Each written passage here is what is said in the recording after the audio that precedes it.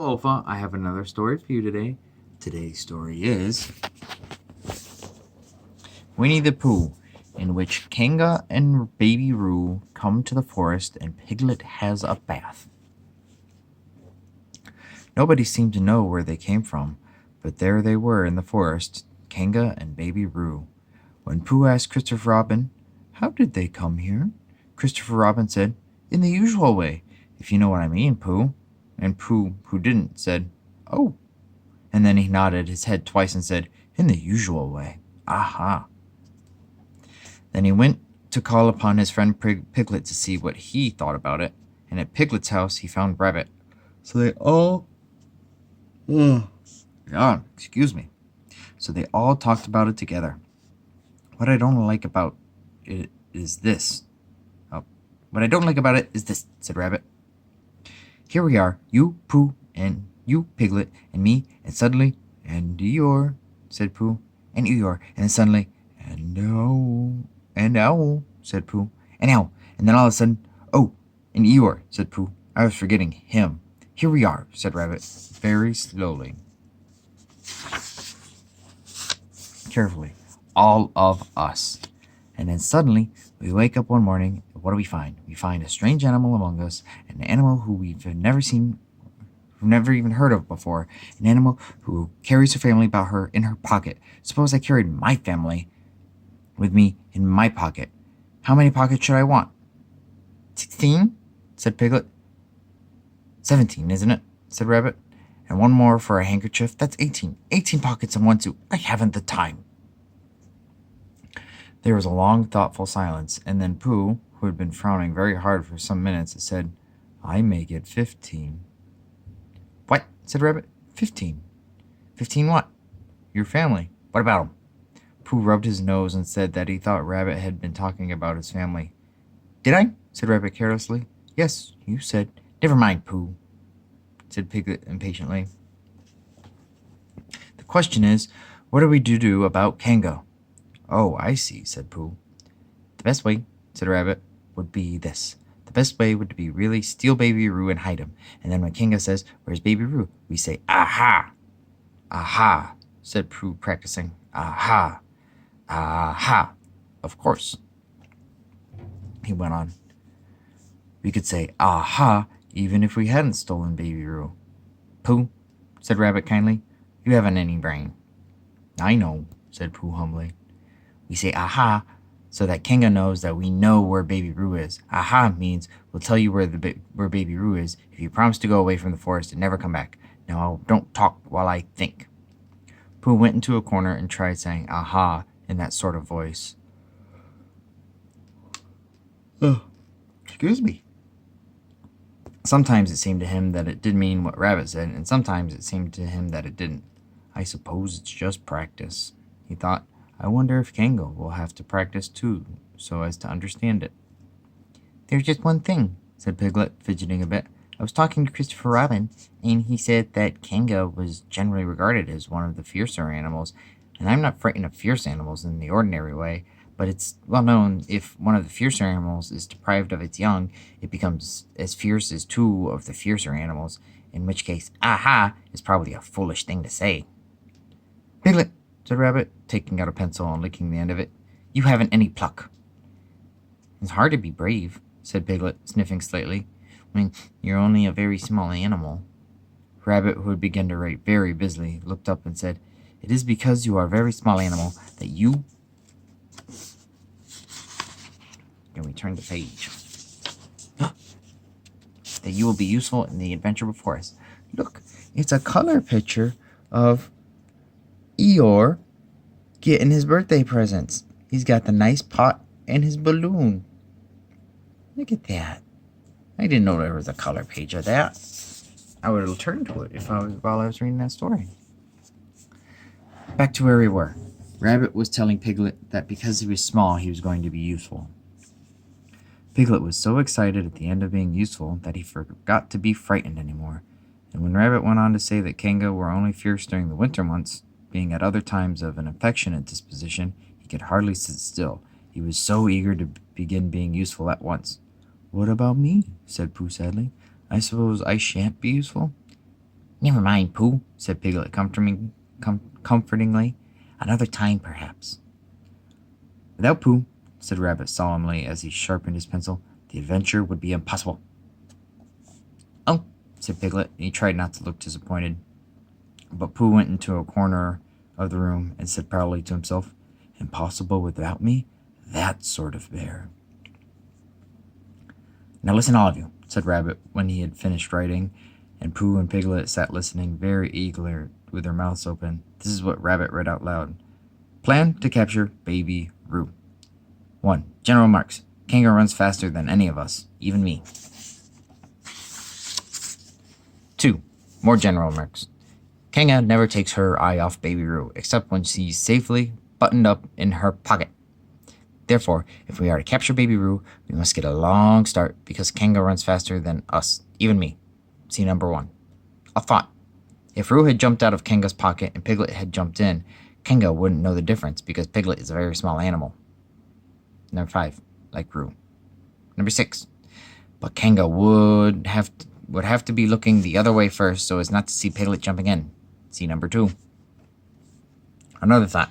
But if Pooh was talking to her very excitedly, she might look the other way for a moment. Number 9. And then I could run away with Roo. Number 10. Quickly. Number 11. And Kanga wouldn't discover the difference until afterwards. Well, Rabbit read this out loudly, and for a while, after he read it, nobody said anything. And then Piglet, who had been opening and shutting his mouth without making any noise, managed to say very huskily, And afterwards? How do you mean?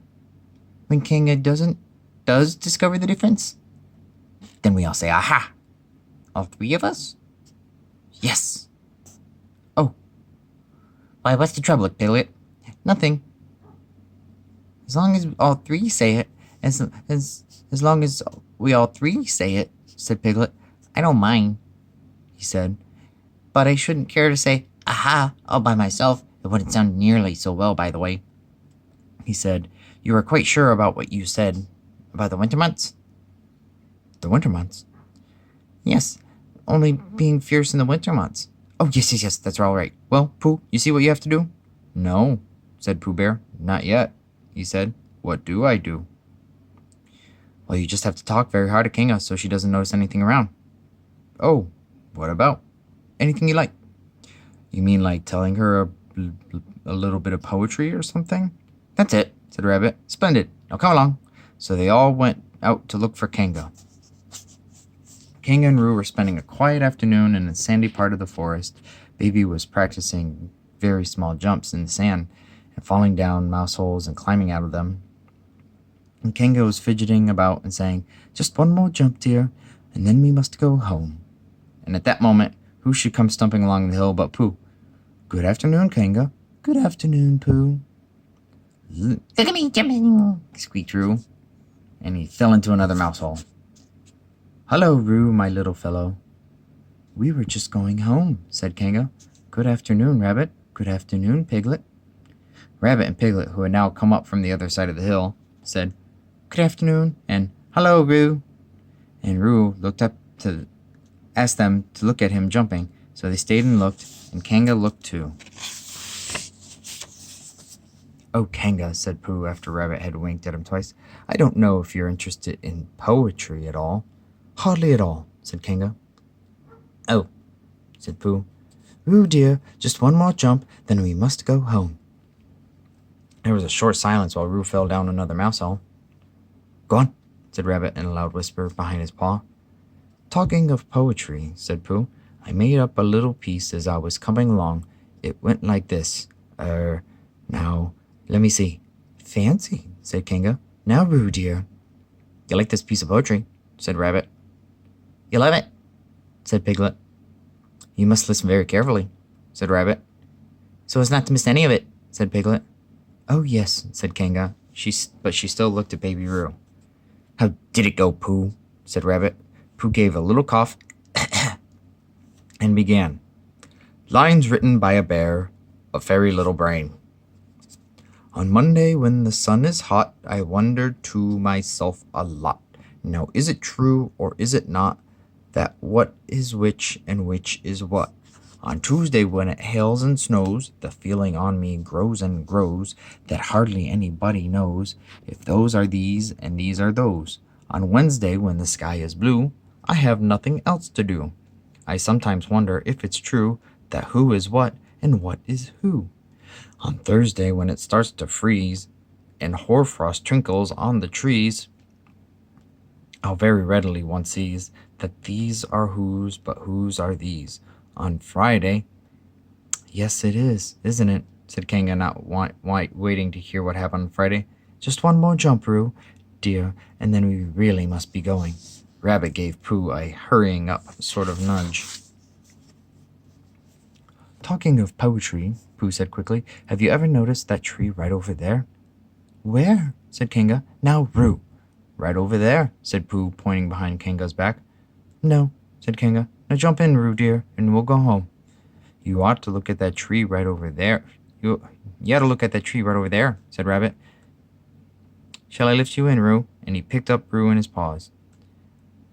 I can see a bird in it from here, said Pooh. Or is it a fish? You ought to see that bird from here, said Rabbit. Unless it's a fish. It isn't a fish, it's a bird, said Piglet. So it is, said Rabbit. Is it a starling or a blackbird? Said Pooh. That's the whole question, said Rabbit. Is it a blackbird or a starling? And then at last Kanga did turn her head to look, and in the moment that her head was turned, Rabbit said in a loud voice, In you go, Roo! And in jumped Piglet into Kanga's pocket, and off scampered Rabbit with Roo in his paws as fast as he could. Why, where's Rabbit? Said Kanga, turning around. Are you all right, Roo dear? Piglet made a squeaky Roo noise from the bottom of Kanga's pocket. Queak, queak, queak. Rabbit had to go away, said Pooh. I think he thought of something he had to go see about suddenly. And Piglet? I think Piglet thought of something at the same time suddenly. Well, we must be getting home, said Kanga. Goodbye, Pooh. And in 3 large jumps she was gone. Pooh looked after her as she went. I wish I could jump like that, he thought. Some can and some can't. That's how it is. But there were moments when Piglet wished that Kanga wouldn't. Often when he had long walked through the forest, he'd wished that he were a bird. But now he thought jerkily to himself at the bottom of Kanga's pocket, If this is flying, I shall really never take to it. As he went up in the air, he said, Ooh! And as he came down, he said, Ow! And he was saying, Ooh, ow! Ooh, ow! Ooh, ow! All the way to Kanga's house. Of course, as soon as Kanga unbuttoned her pocket, she saw what had happened. Just for a moment, she thought she was frightened, and then she knew she wasn't, for she felt quite sure that Christopher and Robin would never let any harm happen to Roo. So she said to herself, If they are having a joke with me, I will have a joke with them. Now then, Roo dear, she said as she took Piglet out of her pocket, bedtime. Aha! Said Piglet, as well as he could after his terrifying journey, but it wasn't very good aha, and Kanga didn't seem to understand what it meant. Bath first, said Kanga in a cheerful voice. Aha! Said Piglet again, looking around anxiously for the others, but the others weren't there. Rabbit was playing with Baby Roo in his own house and feeling more fond of him every minute. And Pooh, who had decided to be a Kanga, was still at the sandy place on top of the forest practicing jumps. I am not at all sure, said Kanga in thoughtful voice, that it wouldn't be a good idea to have a cold bath this evening. Would you like that, Roo dear? Pooh, who had never really been fond of baths, shuddered a long, indignant shudder and said in a brave voice as he could, Kanga, I see the time has come for me to speak plainly. Funny little Roo, said Kanga as she got the bath water ready. I am not Roo, said Piglet loudly. I'm Piglet. Yes, dear, yes, said Kanga soothingly, and imitating Piglet's voice, too. So clever of him. She went on as she took a large bar of yellow soap out of the cupboard. What will he be doing next? Can't you see? Shouted Piglet. Haven't you got eyes? Look at me. I am looking, Roo dear, said Kanga rather severely. And you know what I told you yesterday about making faces. If you go on making faces like Piglet's, you will grow up to look like Piglet, and then you will think how sorry you will be. Now then, into the bath, and don't let me have to speak to you about it again. Before he knew where he was, Piglet was in the bath, and Kanga was scrubbing him firmly with a large, lathery flannel. Ow! Cried Piglet. Let me out! I'm Piglet! Don't open the mouth, dear, or soap goes in, said Kanga. There, what did I tell you? You did it on purpose! Sputtered Piglet as soon as he could speak again, and then accidentally had another mouthful of leathery flannel. That's right, dear, don't say anything, said Kanga. In another minute, Piglet was out of the bath and being rubbed dry with a towel. Now, said Kanga, there's your medicine, and then bed. What medicine? Said Piglet. To make you grow big and strong, dear. You don't want to grow up small and weak like Piglet, do you? Well then. At that moment, there was a knock on the door. Come in, said Kanga, and in came Christopher Robin. Christopher Robin! Christopher Robin! Cried Piglet. Tell Kanga who I am. She keeps saying I'm Roo. I'm not Roo, am I? Christopher Robin looked at him very carefully and shook his head. You can't be Roo, he said, because I've just seen Roo playing in Rabbit's house. Oh, well, said Kanga, fancy that. Fancy my making a mistake like that. There you are, said Piglet. I told you so. I'm Piglet. Christopher Robin shook his head again. Oh, you're not Piglet, he said. I know Piglet well. He's quite a different color. Piglet began to say this was because he had just had a bath, and then he thought perhaps he wouldn't say that, as he opened his mouth to say something else. Kanga slipped the medicine spoon in, and then patted him on the back and told him that it was really quite nice taste when you got used to it. I knew it wasn't Piglet. I knew it wasn't Piglet, said Kanga. I wonder who it can be. Perhaps it's some relation of Pooh's, said Christopher Robin. What about a nephew, or uncle, or something?